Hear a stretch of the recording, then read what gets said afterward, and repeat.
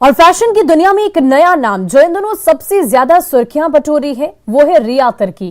Femina Miss India pageant से अपना नाम और झारखंड को नई पहचान दिलाने वाली रिया पहली आदिवासी लड़की है जो इस मुकाम तक पहुंच गई है।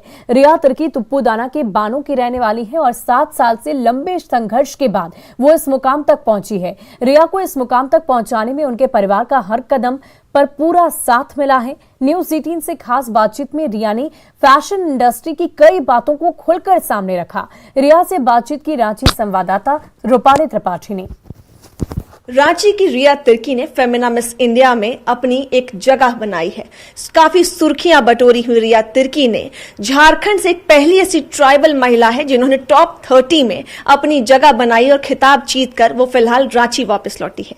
आइए इनसे ही बात करते हैं कि कैसे उन्होंने सारी चुनौतियों को पीछे छोड़ आगे वहां पर कई जगह अपने आप को प्रूव किया है जगह। इनसे बात करते हैं। झारखंड से ट्राइबल स्टेट है ये, इसको पीछे छोड़कर आप महानगरी तक पहुंची हैं, वहां पहुंचकर अपनी जगह बनाई। झारखंड वासियों को सबसे पहले आपके एक रिस्पांस का, एक मैसेज का काफी इंतजार है, क्या कहेंगी यहाँ की लड़कियों को? सभी को तो पहले जोहार कहूंगी और थैंक यू सो मच कि इतना ज़्यादा आप लोग सपोर्ट कर रहे हैं मुझे, इतना ज़्यादा प्यार मुझे मिला है। इनफैक्ट मैं संडे को यहाँ लैंड की और इतनी धूमधाम से मेरा स्वागत हुआ। मैं इतना कुछ एक्सपेक्ट नहीं कर रही थी, लेकिन आप सभी ने इतना दिल से मुझे प्यार दिया, इतनी दुआएं दे रहे हैं, तो मैं दिल से थैंक यू कहूंगी आप सभी को।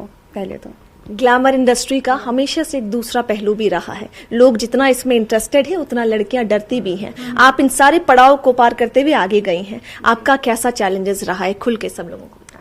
जी, अगर हम कोई भी इंडस्ट्री की बात करते हैं तो उनके पॉजिटिव और नेगेटिव साइड दोनों होते हैं। तो मुझे भी बहुत सारे हर्डल्स ऐसे फेस करने पड़े थे। कभी कभार हम डिज़ाइनर्स के साथ काम करते हैं तो इन अप्रोप्रिएट टचेस मिल जाते हैं, कभी ऐसा होता है।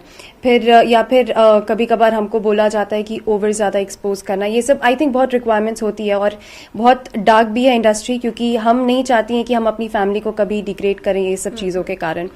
तो कभी कभार कोई आपके एडवांटेज उठाना चाहते हैं, कोई आपको ज़्यादा ओवर टची हो जाते हैं, ये सब चीज़ें बहुत फेस करनी पड़ी थी मुझे। लेकिन कहीं ना कहीं मैं स्ट्रांग थी और ये सब चीज़ों को मैंने प्रैक्टिकल लेवल में सब चीज़ों को हैंडल किया। महानगरी मुंबई और दिल्ली की बात करूं तो अभी कई लोग हैं जो झारखंड को थोड़ा भेदभाव से देखते हैं और आप खास तौर पे झारखंड से हैं, तो बाहर आपका कैसा अनुभव है? कहीं भी कभी भी ऐसा भेदभाव देखने को मिला है? आई थिंक इस चीज़ में मैं पहले से ही लकी रही हूँ, क्योंकि मुझे इतना ज़्यादा भेदभाव स्टार्टिंग से देखने को नहीं मिला था। क्योंकि हर 3 साल मेरे पापा का ट्रांसफ़र होता था, हर 3 साल में। तो मैं बहुत सारे स्टेट्स घूम चुकी हूँ पहले, तो मुझे कभी उतना ज़्यादा डिफरेंस देखने को नहीं मिला। लेकिन जब मैं मिस इंडिया में गई, ये चीज़ मैं हाईलाइट करना चाहूँगी, जब मैं मिस इंडिया में गई मुझे कभी भी डिफरेंस नहीं फेस करना पड़ा। इनफैक्ट हर 30 लड़कियों को, इनफैक्ट जजेस को, सबको को पता था कि मैं पहली ट्राइबल लड़की हूँ और मैं अपना स्टोरी शेयर कर रही हूँ being from a tribal community, जो कि बहुत बड़ी चीज़ थी। इनफैक्ट सबने पूरे दिल से मुझे सपोर्ट किया। इनफैक्ट मैंने कहीं ना कहीं बहुत स्ट्रांग मैसेज सबको दिया है कि हमारे ट्राइबल्स का स्पेसिफिकि होता है कि हम सस्टेनेबल लिविंग में ज़्यादा बिलीव करते हैं। तो आई थिंक ये सोसाइटी को भी हमने मैसेज दिया है कि अगर हम इन्वायरमेंटल इश्यूज या फिर इस सब चीज़ों को ओवरकम करना चाहते हैं तो सस्टेनेबल लिविंग एक सबसे बड़ा टूल है। तो मैं चाहती हूँ कि झारखंड से हर एक लड़कियाँ इनफैक्ट हर एक फील्ड में जाए, नॉट सिर्फ एक ब्यूटी पैजेंट की फील्ड में या फिर ग्लैमर इंडस्ट्री में। मैं चाहती हूँ हर एक फील्ड में जाए और कभी कोई भी लिमिटेशंस अपने लाइफ में मत एक्सेप्ट करिए।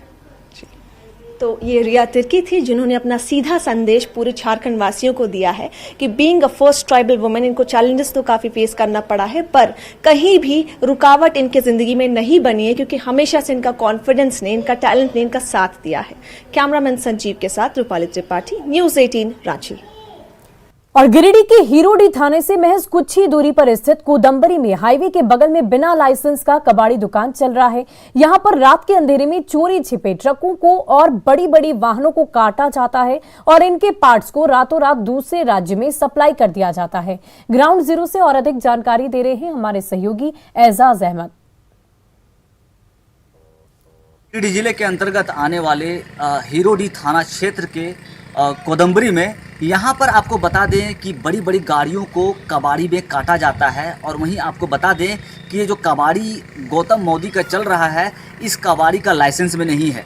आपको मैं तस्वीरों के जरिए मैं दिखाना चाहूँगा कि आप तस्वीरों में साफ देख सकते हैं कि किस तरह से यहाँ पे गाड़ियों को काटा जाता है। आपको मैं विजुअल के जरिए मैं दिखाना चाह रहा हूँ कि देखिए कि जो बड़ी बड़ी ट्रकें हैं वो यहाँ पे काटा जाता है, यही स्थल पे काटा जाता है और कुछ ही दूरी पे है जहाँ पे मेन कबाड़ी का जो इसका गैराज है उसके कुछ ही दूरी पे पीछे बैक साइड में ट्रकों को काटा जाता है। और आप इंजन साफ देख सकते हैं, ट्रक का ये इंजन है, ये 2 इंजन है ट्रक का, जो आज बीते देर रात ही इसे काटा गया था। लेकिन जो कबाड़ी के संचालक हैं इसे ये एक्सेप्ट नहीं कर रहे हैं कि इन्होंने यहाँ पे ट्रक को काटा है।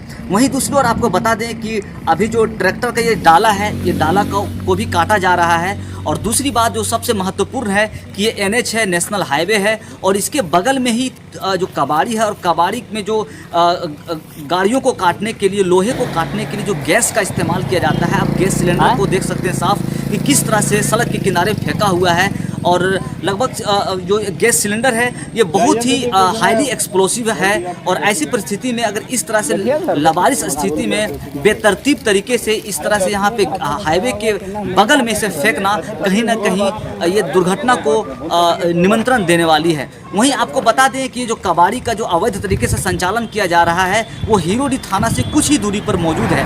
बावजूद सबसे बड़ा सवाल यहाँ ये पर है कि अभी तक थाना प्रभारी का, थाना का इस पर निगाह क्यों नहीं पड़ा है और इस तरह के जो अवैध तरीके से काम किए जा रहे हैं थाना से कुछ ही दूरी पर, तो इस पर अभी तक लगाम क्यों नहीं लगाया जा रहा है।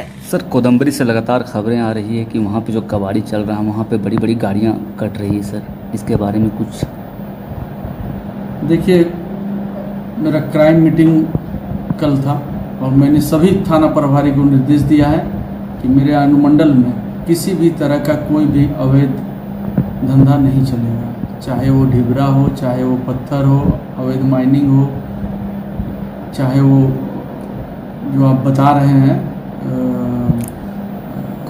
कबाड़ी वाला हो, कोई भी गलत धंधा नहीं चलेगा। अगर इस तरह से चल रहा है तो उस पर निश्चित तौर पे कार्रवाई होगी।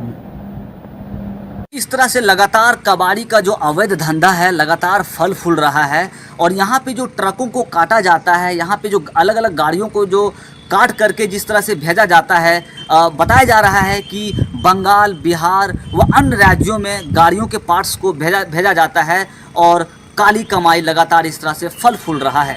लेकिन अभी भी सवाल लगातार बरकरार है कि यहाँ पर थाना इतने नज़दीक होने के बावजूद कार्रवाई क्यों नहीं हो रही है। गिरिडीह से न्यूज़ 18 के लिए मैं एजाज अहमद। और राष्ट्रपति चुनाव को लेकर बिहार में सियासी तापमान चढ़ने लगा है और आज से राष्ट्रपति चुनाव की सरगर्मी तेज हो जाएगी क्योंकि एयर इंडिया के विमान से आज ही बैलेट बॉक्स दिल्ली से पटना पहुंचने वाला है।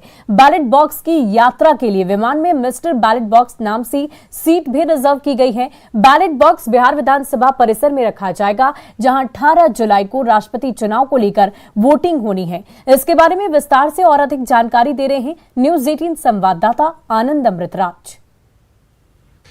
आज से बिहार में राष्ट्रपति चुनाव को लेकर सरगर्मी तेज हो जाएगी और आज शाम बिहार विधानसभा के भवन में मिस्टर बैलेट बॉक्स पहुंच जाएगा और इसके साथ ही राष्ट्रपति चुनाव को लेकर सरगर्मी भी तेज हो जाएगी।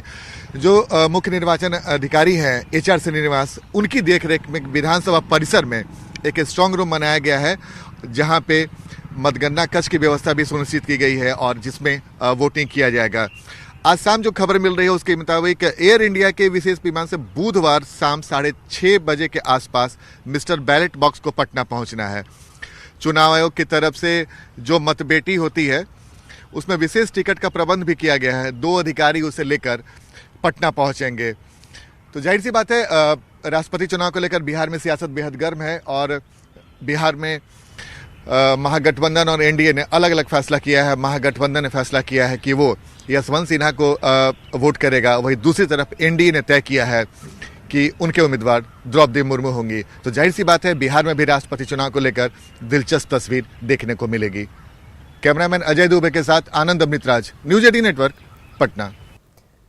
वहीं सुल्तानगंज में श्रावणी मेले को लेकर श्रद्धालुओं के आगमन की शुरुआत हो गई है। गुरु पूर्णिमा के मौके पर बड़ी संख्या में श्रद्धालु गंगा में डुबकी लगाकर भगवान भोलेनाथ को जल अर्पण करने के लिए देवघर की ओर जा रहे हैं। गंगा घाट पर श्रद्धालुओं से बातचीत की हमारे सहयोगी विकास कुमार सिंह ने।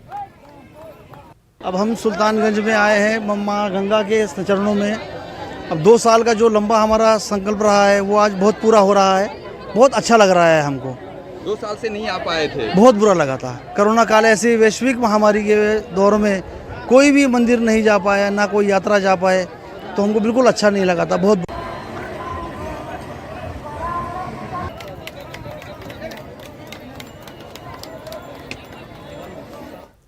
और फिलहाल के लिए इस बुलेटिन में अभी के लिए बस इतना ही, लेकिन न्यूज़ 18 बिहार झारखंड पर खबरों का सिलसिला लगातार जारी है।